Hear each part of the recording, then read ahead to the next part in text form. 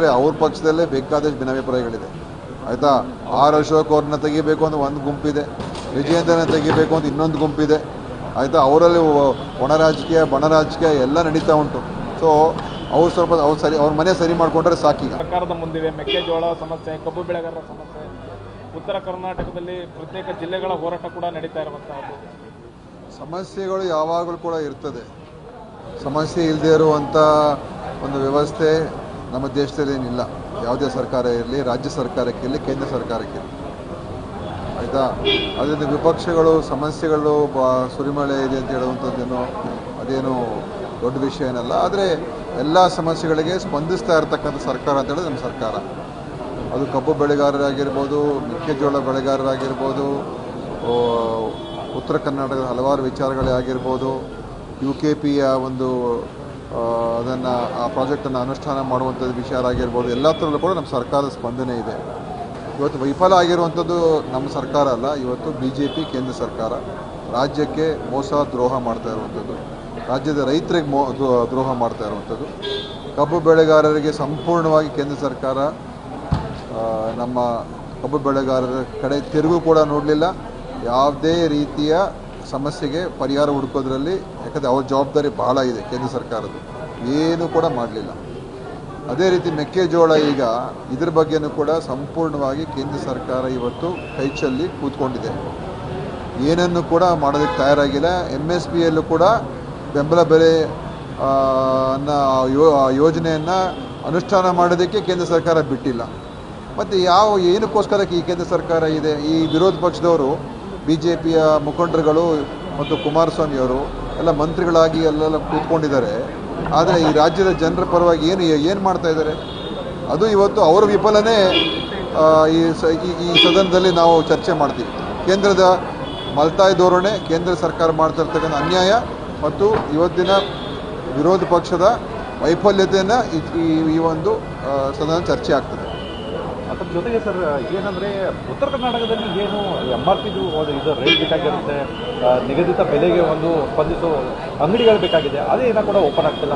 ರೈತರದ್ದು sir MSP sir ಅದು ನೋಡಿ, MSP ಮೆಕ್ಕೆಜೋಳದ ಹೌದು MSP 2400 ರೂಪಾಯಿ ಮೆಕ್ಕೆಜೋಳ ಖರೀದಿ ಮಾಡೋಕ್ಕೆ ಕೇಂದ್ರ ಸರ್ಕಾರ ಹೇಳಿದೆ, ಅಂದರೆ ಘೋಷಣೆ ಮಾಡಿದೆ ಅಷ್ಟೇ.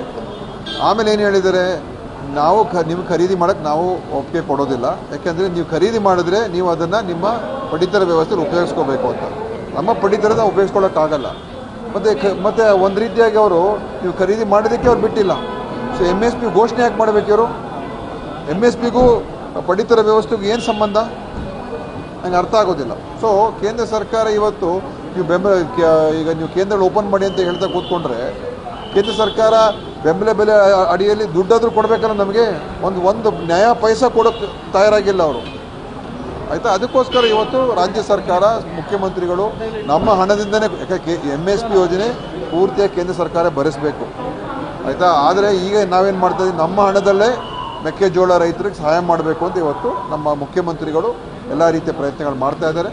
ಅದರ ಬಗ್ಗೆ ಈ ಸದನದಲ್ಲಿ ಚರ್ಚೆ ಆಗ್ತದೆ. ಸರ್, ಅಧಿಕಾರ ಹಂಚಿಕೆ ಕಿತ್ತಾಟ CM DCM ನಡುವೆ ನಡೀತಾ ಇದೆ. ಬಣ ರಾಜಕೀಯ ಕಾಂಗ್ರೆಸ್ನಲ್ಲಿ ಹೆಚ್ಚಾಗಿದೆ. ಈ ಸಮಸ್ಯೆಗಳನ್ನ ಇಟ್ಕೊಂಡು ಹೆಂಗೆ ವಿರೋಧ ಪಕ್ಷಗಳನ್ನ ನಮ್ಮಲ್ಲಿ ಯಾವ ಬಣ ರಾಜಕೀಯ ಇಲ್ಲ. ಯಾರು ಹೇಳೋದು ಬಣ ರಾಜಕೀಯ ಇದೆ ಅಂತ? ಮತ್ತೆ ಹೈಕಮಾಂಡೇ ಬ್ರೇಕ್ಫಾಸ್ಟ್ ಮೀಟಿಂಗ್ ಮಾಡಿಸ್ಬೇಕಾಯ್ತು. ಅದು ಯಾಕಂದರೆ ಎಲ್ಲ ಮಾಧ್ಯಮ ಚರ್ಚೆ ಆಗ್ತಾನೆ ಇತ್ತಲ್ಲ. ಈಗೆಲ್ಲ ಒಗ್ಗಟ್ಟಾಗಿದ್ದೀವಿ, ಒಂದಾಗಿದ್ದೀವಿ, ಎಲ್ಲ ಸಭೆಗಳಲ್ಲಿ ಒಂದಾಗಿ ಹೋಗ್ತೀವಿ, ಕ್ಯಾಬಿನೆಟ್ನಲ್ಲಿ ಒಂದಾಗಿ ಚರ್ಚೆ ಮಾಡ್ತಾಯಿದ್ದೀವಿ, ಎಲ್ಲೂ ಕೂಡ ವ್ಯತ್ಯಾಸ ಇಲ್ಲ. ಮತ್ತು ನಮ್ಮಲ್ಲಿ ಸ್ಪಷ್ಟವಾದಂಥ ಒಂದು ವಿಚಾರ ಏನಂತ ಹೇಳಿದ್ರೆ, ಕೇಂದ್ರಕ್ಕೆ ನಮ್ಮ ಪಕ್ಷದ ಹೈಕಮಾಂಡ್ ಪ್ರಕಾರ ನಾವು ನಡೀತೀವಿ ಅಂತ ಹೇಳಿದ ಮೇಲೆ ಯಾವುದೇ ಗೊಂದಲ ಇಲ್ಲ, ಯಾವುದೇ ಸಮಸ್ಯೆ ಇಲ್ಲ. ಇವತ್ತು ಅದಕ್ಕೆ ನಮ್ಮ ಪಕ್ಷದಲ್ಲಿ ಬಣಗಳೂ ಇಲ್ಲ, ಭಿನ್ನಮತನೂ ಇಲ್ಲ. ಆಗಬೇಕು, ಅದೇ ನಾವು ಹೇಳೋದು, ಚರ್ಚೆ ಆಗಬೇಕು. ಆ ಚರ್ಚೆ ಆದಮೇಲೆ ಗೊತ್ತಾಗುತ್ತೆ ಎಷ್ಟು ಮಟ್ಟಿಗೆ BJPಯವರು ನಮ್ಮ ರಾಜ್ಯಕ್ಕೆ ಮೋಸ ಮಾಡ್ತಾ ಇದ್ದಾರೆ ಅಂತ. ಆ ಚರ್ಚೆ ಆದ್ರೇ ಗೊತ್ತಾಗ್ತದೆ. ಸರಿ, ಅವಿಶ್ವಾಸ ನಿರ್ಣಯವನ್ನು ಮಂಡಿಸ್ತೀವಿ ಅಂತ BJP ಹೇಳ್ತಾರೆ. ಯಾಕಂದ್ರೆ ಸರ್ಕಾರದಲ್ಲಿ ಒಬ್ರಿಗೊಬ್ರಿಗೆ ವಿಶ್ವಾಸ ಇಲ್ಲ, ಸಚಿವರುಗಳು ಬಣ ಆಗಿದೆ. ಹಾಗಾಗಿ ಅವ್ರು ಏನಾದರೂ ಅವಿಶ್ವಾಸ ಮಂಡಿಸಿದ್ರೆ ಅದು ಯಾಕೆ ಮಂಡಿಸ್ತಾರೆ ಅಂತೇಳಿ ಒಂದು ಚರ್ಚೆ ಮಾಡೋಕ್ಕೆ ಅವಕಾಶ ಸಿಗ್ಬೋದು ಅಂತ ಮಂಡಿಸ್ಬೋದು ಅಷ್ಟೇ. ಇಲ್ಲದೆ ಹೋದರೆ ಇನ್ನು ಬೇರೆ ಏನು ಕೂಡ ಅದರಿಂದ ಸಾಧನೆ ಮಾಡೋದಕ್ಕೆ ಏನೇನು ಕೂಡ ಇಲ್ಲ.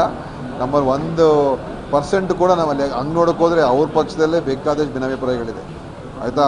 ಆರ್ ಅಶೋಕ್ ಅವ್ರನ್ನ ತೆಗಿಬೇಕು ಅಂತ ಒಂದು ಗುಂಪಿದೆ, ವಿಜಯೇಂದ್ರನ ತೆಗಿಬೇಕು ಅಂತ ಇನ್ನೊಂದು ಗುಂಪಿದೆ ಆಯಿತಾ. ಅವರಲ್ಲಿ ಒಣ ರಾಜಕೀಯ ಬಣ ರಾಜಕೀಯ ಎಲ್ಲ ನಡೀತಾ ಉಂಟು. ಸೊ ಅವ್ರು ಸ್ವಲ್ಪ ಅವ್ರ ಮನೆ ಸರಿ ಮಾಡಿಕೊಂಡ್ರೆ ಸಾಕೀಗ.